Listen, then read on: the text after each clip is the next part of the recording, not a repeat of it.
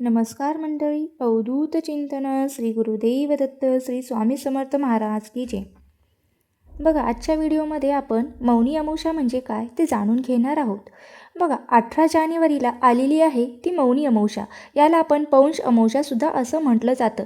या अमावस्येचं खास असं वैशिष्ट्य आहे की या अमावस्येला खास उपाय केले तर आपल्या जीवनातील अडीअडचणी दूर होतात. मग नक्की काय केलं पाहिजे या अमावस्येला? या दिवशी आता आपण अमावस्येला तुम्ही उपाय करू शकता ज्यामुळे तुमच्या जीवनातील समस्या अडचणी दूर होतात आणि त्या मदत होते. मग कोणते उपाय करायचे? चला तर मग बघूया. मौनी अमावस्येच्या दिवशी सूर्योदयापूर्वी उठून अंघोळ करावे आणि सूर्योदयाच्या वेळी सूर्याला जल अर्पण करावे. यालाच आपण अर्ध देणं किंवा जल देणं असेही म्हणतात. त्यामुळे गरिबी दूर होते आणि घरामध्ये सुख संपत्ती येते असं सुद्धा म्हटलं गेले आहे. त्यानंतर आणखी एक उपाय म्हणजे मौनी अमावस्येच्या दिवशी गायला दही आणि तांदूळ खाऊ घाला. यामुळे काय होतं तर मानसिक शांतता मिळते आणि चंद्राशी संबंधित दोष हे दूर होतात. म्हणजेच तुमच्या कुंडली चंद्राशी संबंधित जर काही दोष असतील तर ते या उपायाने देखील दूर होत असतात. चंद्र मनाचा कारक आहे, त्यामुळे मानसिक शांतताही मिळते आणि मानसिक दोषही दूर होतात. मौनी अमावस्येच्या दिवशी एका दक्षिणावर्ती शंखात अक्षता ठेवा व तुपाचा एक दिवा लावा व महालक्ष्मी समोर बसून ओम श्री या मंत्राचा जप करा. कमळगट्ट्याच्या माळेने हा जप केला तरीही चालेल. यामुळे महालक्ष्मीची कृपाही आपल्यावर होते आणि घरात सुख संपत्ती येते. मौनी अमावस्येच्या दिवशी तुम्ही महामृत्युंजय मंत्राचा सुद्धा 108 वेळा जप करू शकता किंवा 1008 वेळा सुद्धा तुम्ही जप करू शकता. हा जप करताना पंचामृताने भगवान शिवशंकरांना अभिषेक करा. त्यामुळे कोणत्याही प्रकारचं आर्थिक संकट आलेलं असेल तर तेही त्यातून तुम्ही सुखरूप बाहेर पडतात. तसेच तुमच्या कुंडली जर कालसर्पदोष किंवा पितृदोष असेल तर मौनी अमावस्येच्या दिवशी पवित्र नदीच्या काठी पितरांसाठी तर्पण करा आणि पिंडदान करा. सकळ दोष दूर करणार होतात. तसेच मौनी अमावस्येच्या दिवशी आणखीन काही गोष्टी तुम्ही करू शकता. त्यापैकी एक गोष्ट म्हणजे पिठात साखर मिसळून मुंग्यांना खायला द्या. असं केल्याने व्यक्तीला शुभफल प्राप्त होतं आणि माता लक्ष्मीची सुद्धा कृपाही आपल्यावर होत असते. बघा, त्यानंतर मौनी अमावस्येच्या दिवशी स्नान आणि ध्यान केल्यानंतर मनाला शांतीसुद्धा मिळते आणि तुम्ही जर कुठे नदीत पवित्र तीर्थस्थळी जर स्नान करायला गेलं तर तिथे जाताना तुम्ही माशासाठी पिठाचे गोळे करून नेऊ शकतात आणि ते त्यांना खायला घालू शकतात. त्यामुळे तुमच्या समस्यासुद्धा दूर होतील. मौनी अमावस्येला तुम्हाला दान शक्य असेल तर तुम्ही करू शकता. त्यामुळे तुम्हाला माता लक्ष्मीची कृपासुद्धा राहील. गरीब आणि गरजू व्यक्तींना ज्या गोष्टी तुम्ही दान केलात त्यामुळे सुद्धा तुम्हाला पितरांचा आशीर्वाद मिळतो. बघा, एक गोष्ट लक्षात ठेवा की जी कुठली गोष्ट सांगितली आहे ती तुम्ही तुमच्या यथाशक्ती करू शकतात. आता जीवनाला जर आपण कोणाचं भलं केलं तर आपलंही भलं होणार, यात काही शंका नाही. बघा, या दिवशी अमावस्येच्या तुम्ही माता लक्ष्मीला खीर अर्पण करावी. त्यामुळे सुद्धा घरात सुख शांती येते. त्यानंतर तुम्हाला जर नोकरी व्यवसायात काही अडचणी येत असतील तर तुम्ही काय करा, ईशान्य दिशेला एक दिवा लावा. या अमावस्येच्या दिवशी उत्तर पूर्व दिशा अर्थात ईशान्य कोणामध्ये तुपाचा एक दिवा लावा आणि त्यामुळे माता लक्ष्मीची कृपा आपल्यावर होते आणि सर्व मनोकामाची पूर्तताही होते. त्याचबरोबर मौनी अमावस्येच्या दिवशी पिंपळाच्या झाडाची सुद्धा पूजा करा. पिंपळाच्या झाडाला सुद्धा दूध अर्पण करा किंवा तेथे सुद्धा एक दिवा लावा. त्यामुळे सुद्धा पितरांचे आशीर्वाद आपल्याला मिळतात. पूर्वजांनाही समाधान मिळते. मित्रांनो, या व्हिडिओमध्ये भरपूर उपाय असे मी तुम्हाला सांगितलेले आहेत. त्यातला तुम्ही एक जरी उपाय केला तरी भक्तिभावाने केला तरी नक्कीच तुम्हाला त्याचा उपयोग होईल. अमावस्येलाच हे उपाय करायला का सांगितले जातात किंवा का केले जातात, तिथी का खास असते? बघा, सगळ्यात महत्त्वाचं म्हणजे अमावस्येला आकाशात चंद्र दिसत नाही. चंद्र असतो पण तो दिसत नाही आणि चंद्र हा माणसाच्या मनाचा कारक ग्रह आहे असं ज्योतिषशास्त्र सांगतं. माणसाचं मन किती चंचल आहे हे आपल्याला माहीतच आहे आणि मनाची ही चंचलता आपली मनशांती घालून बसवते, आपल्याला अस्वस्थ करते. खरं तर आपलं मनाचं असतं जर आपल्याला सुखी करत असतं आणि जे आपल्याला दुःखीसुद्धा करत असतं.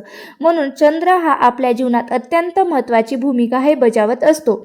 तुम्हाला समजेल अशा विज्ञानाच्या भाषेत समजावून सांगायचं झालं तर चंद्राच्या बदलत्या स्थितीवरून सागरालाही भरती आणि ओहोटी येत असते. मग आपल्या शरीरामध्ये 70 ते 80% पाणी आहे. 70% पाणी आहे. जर चंद्राचा परिणाम समुद्रावर होत असेल तर आपल्या मनावर सुद्धा आणि आपल्या शरीरावर सुद्धा त्याचा परिणाम होतो, यात काही शंकाच नाही.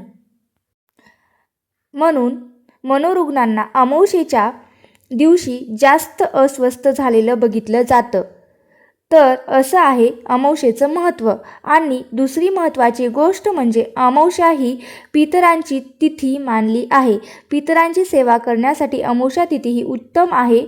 म्हणून तर अमावस्येला तर्पणविधी केले जातात, श्राद्धविधी केले जातात, ते पितरांपर्यंत पोहोचवतात आणि पितरांची कृपाही आपल्यावर होत असते.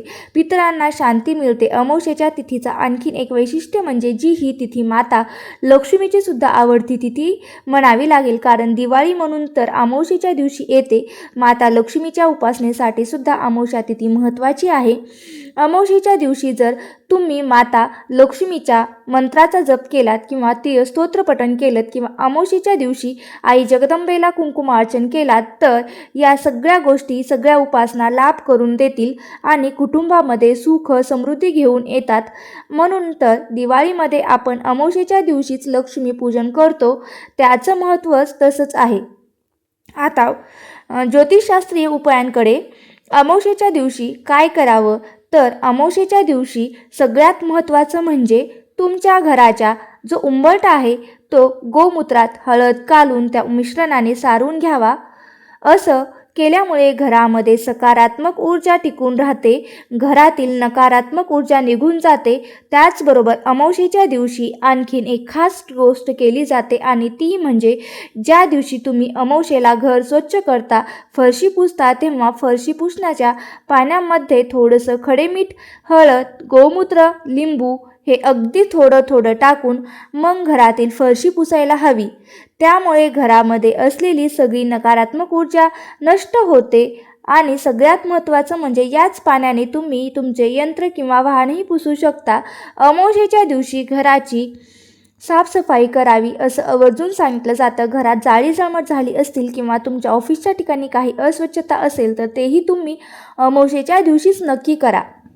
अमावस्येच्या दिवशी घर स्वच्छ केल्याने आपल्या मनाचीही स्वच्छता होते आणि मनामध्ये प्रसन्नता येते आणि घरात माता लक्ष्मी येते. दिवाळीचंही उदाहरण बघा. मगाशी मी दिलं होतं की दिवाळीत आपण किती स्वच्छता करतो.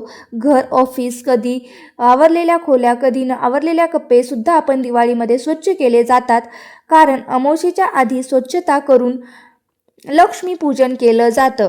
आता ज्यांच्या घरामध्ये सतत आजारपण आहेत अशांसाठी उपाय म्हणजे अमावस्येच्या दिवशी पंचगव्य संपूर्ण शरीराला उठण्यासारखं लावून आंघोळ करावी. त्यामुळे आरोग्याची प्राप्ती होते. आणखीन एक उपाय म्हणजे गायत्री मंत्र किंवा महामृत्युंजय मंत्र हा उजव्या हाताची बोटं त्या पंचगव्यामध्ये बुडवून म्हणावा आणि मग त्याच पंचगव्याने आंघोळ करावी.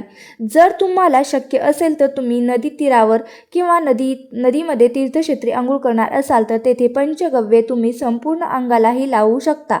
पंचगव्ये अंगाला लावल्यानंतर साबण मात्र लावू नये.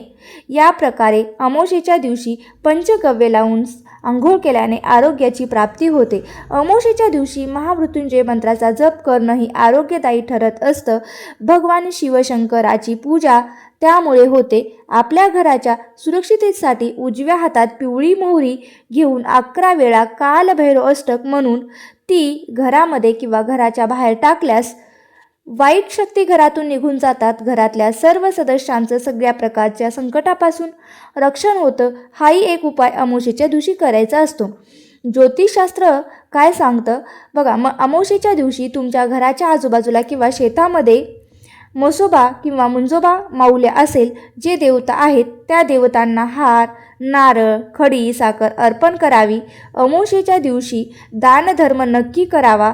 तो पितरांसाठी लाभदायक ठरतो आणि आपल्या कुटुंबासाठी अमावस्येच्या दिवशी तुम्हाला जे दान करणं शक्य असेल ते दान तुम्ही नक्की करावं. वस्त्रदान असेल, अन्नदान असेल किंवा ज्या स्वरूपामध्ये तुम्ही दान देऊ शकता त्या स्वरूपामध्ये तुम्ही दान करावं. अमावस्येच्या दिवशी केलेल्या दानामुळे पितरांना शांती मिळते. त्याचबरोबर आपल्याही कुटुंबामध्ये ज्या अडीअडचणी असतात त्या दूर होतात असं म्हटलं गेलं आहे.